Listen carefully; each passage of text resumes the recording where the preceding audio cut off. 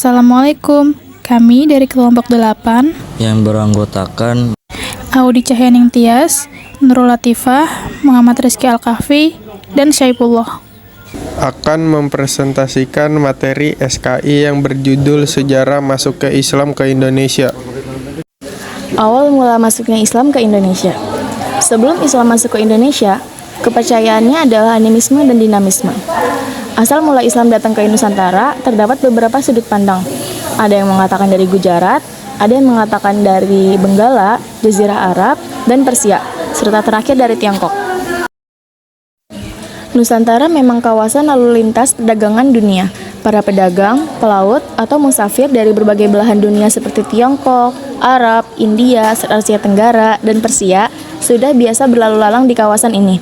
Dari para saudagar itu, Islam dibawa masuk ke dalam jantung kekuasaan raja-raja sehingga proses politik menjadi sesuatu yang wajar terjadi. B. Waktu masuknya Islam ke Indonesia. Islam diperkirakan mulai masuk ke Indonesia sekitar abad ke-13. Meskipun ada bukti-bukti bahwa pengaruh Islam sudah mulai muncul pada abad ke-7 melalui perdagangan antara pedagang Muslim dan kerajaan-kerajaan di Indonesia.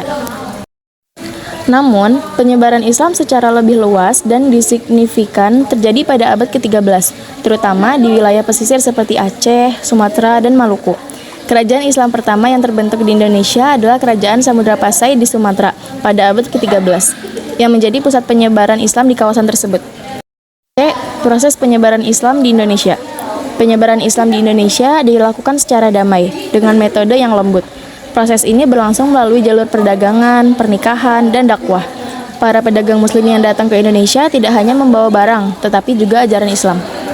Selain itu, banyak ulama yang berperan aktif menyebarkan agama ini. Kerajaan-kerajaan Islam yang berdiri seperti di Aceh, Malaka, dan Mataram turut membantu dalam menyebaran agama Islam ke wilayah-wilayah lain. D. Saluran penyebaran Islam di Indonesia. 1. Perdagangan. Masuknya Islam ke Indonesia sejalan dengan ramainya lalu lintas perdagangan laut pada abad ke-7 Masehi hingga abad ke-16 Masehi. Banyaknya perdagangan Muslim yang datang berdagang di Indonesia akhirnya membentuk pemukiman yang disebut Pekojan.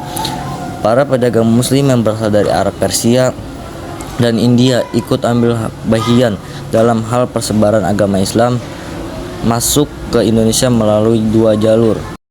Jalur utara yaitu Arab, Damaskus, Baghdad, Gujarat, Pantai Arat, India, Indonesia.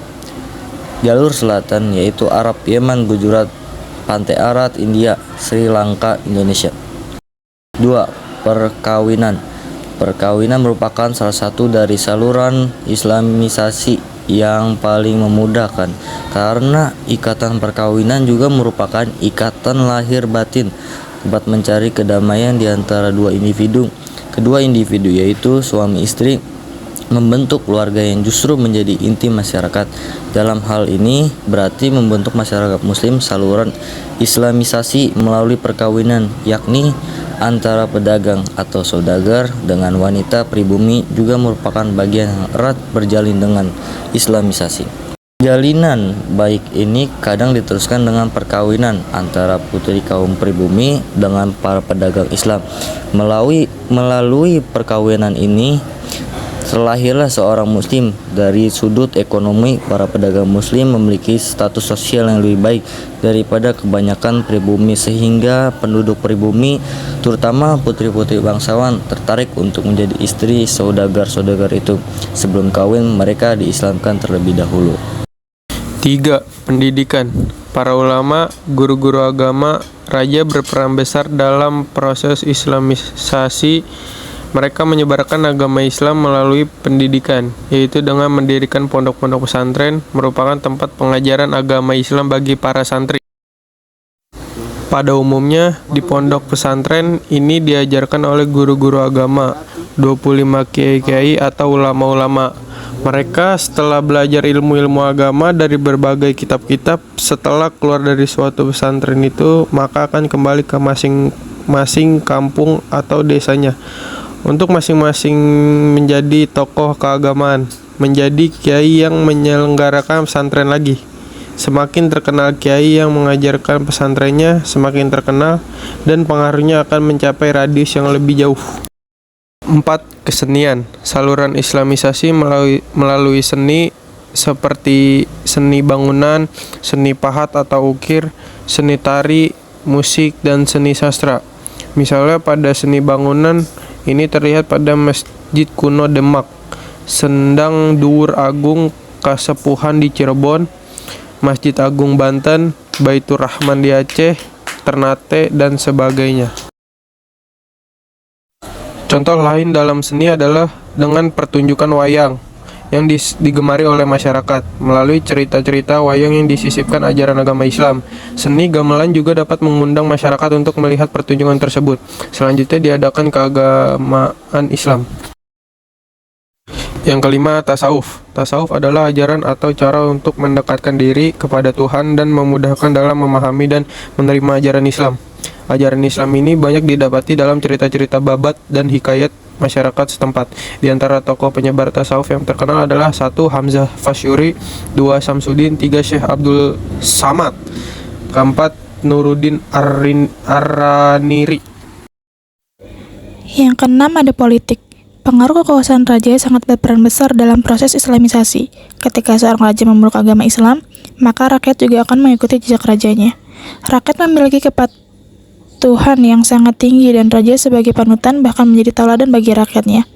Misalnya di Sulawesi Selatan dan Maluku, kebanyakan rakyatnya masuk Islam setelah rajanya memeluk agama Islam terlebih dahulu. Pengaruh politik raja sangat membantu tersebarnya Islam di daerah ini. Namun ada juga beberapa teori lain, misalnya teori dari India, teori Arab, dan teori Persia, dan teori Cina. Teori India atau teori Gujarat adalah teori yang menyebutkan bahwa agama Islam masuk ke Indonesia melalui para pedagang dari India Muslim atau Gujarat yang berdagang di Nusantara pada abad ke-13.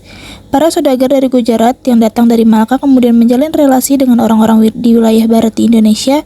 Kemudian setelah itu terbentuklah sebuah kerajaan Islam yang bernama Kerajaan Samudra Pasai. Kemudian selanjutnya ada teori Arab atau Mekah yang merupakan teori Islam yang menyebutkan bahwa Islam masuk ke Indonesia langsung dari Arab atau Mekah pada masa kekhalifahan.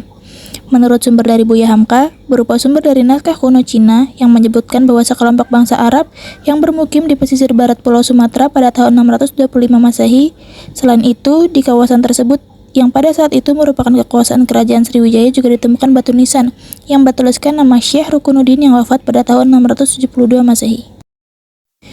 Dan yang terakhir ada teori Persia yang menyatakan bahwa asal mula sejarah masuknya agama Islam ke Indonesia dari negara Persia yang sekarang bernama negara Iran adalah teori yang didukung oleh Husain Jajadiningrat dan Umar Amir Husain. Jajadiningrat berpendapat jika teori Persia ini selaras dengan asal mula masuknya Islam ke Indonesia. Hal ini dikarenakan menurut Jajadiningrat kebudayaan Islam di Nusantara memiliki budaya kesamaan dengan kebudayaan Islam di Persia.